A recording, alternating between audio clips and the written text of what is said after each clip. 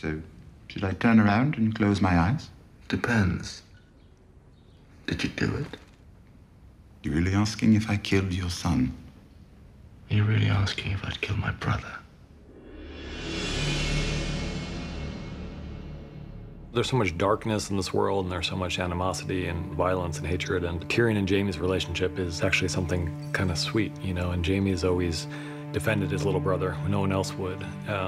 And Jaime's the only one who has given him a chance. And so Tyrion has always clung to that. He really needs his brother. And, you know, it's hard for Jaime to go see him there because Jaime knows that things really don't look good for Tyrion. The scene is sort of heartbreaking because from Tyrion's point of view, he starts to see that Jaime, in spite of everything, and you know, what we know, and he doesn't, in spite of the way that Cersei's been treating him and what's been going on between them, Jaime is still observing some sense of decorum and propriety and doing what's expected of him as a member of the Kingsguard by not just freeing his brother off the bat. But that would mean everyone would know he did it. It would mean giving up everything. It would mean giving up Cersei. You know, Jaime doesn't like these situations where he's not able to sway things to his satisfaction, and he finds himself more and more impotent, you know, in terms of he's not able to fight because he's lost his right hand. He's not able to protect his brother in the way he once did. He's not able to be with his sister in the way he once was because she keeps rejecting him. And this is really hard for him. And for Tyrion, I think it's a very sad scene in many ways. This is the person that he loves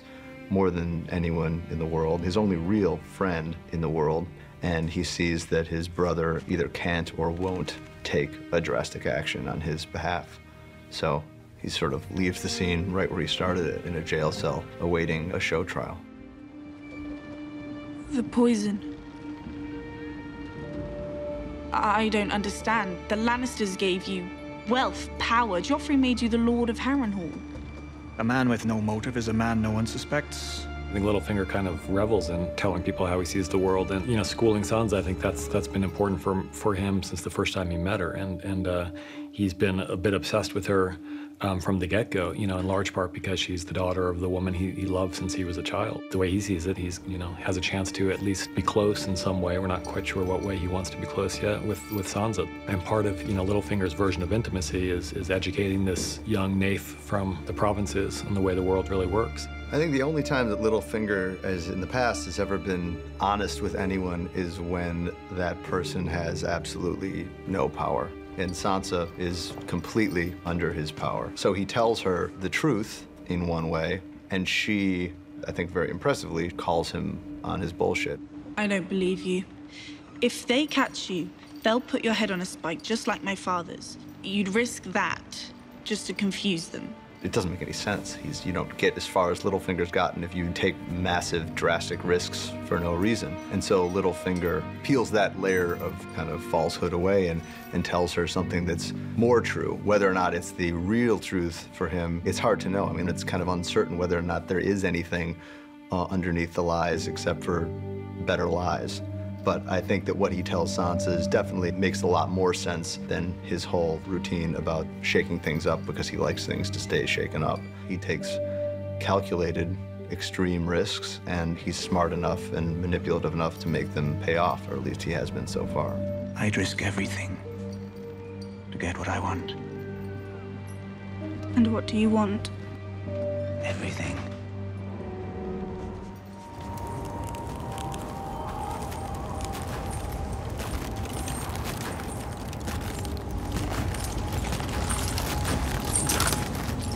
The White Walkers are obviously this threat that's looming over the whole world of the show, whether or not anybody knows it, we know it.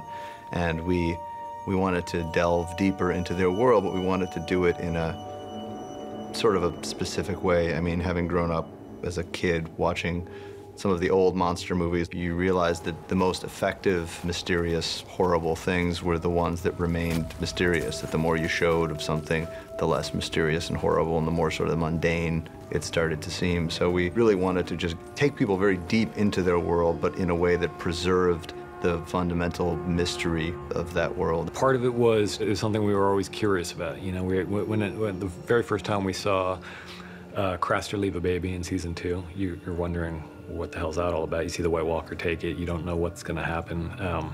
You Are the White Walkers going to eat the babies? Are they going to sacrifice them in some kind of ritual? What happens? We love the idea that there was one last baby that Crester had fathered before he died. And it's a moment that's, while not in the books, is kind of suggested by the books, and a moment that we thought would be really fun to illustrate in a horrifying way. And it was actually pretty horrifying. I mean, it's the kind of thing that, you know, the best, with all the effects, you know, we have great prosthetics and great visual effects and everything else, but the best effect in this case is a real live baby that's, you know, actually unhappy because it's not with his mom. And the baby is really the point of view in the scene. I mean, the baby's the one we're worried about. He's the one that we care about, whose fate we care about.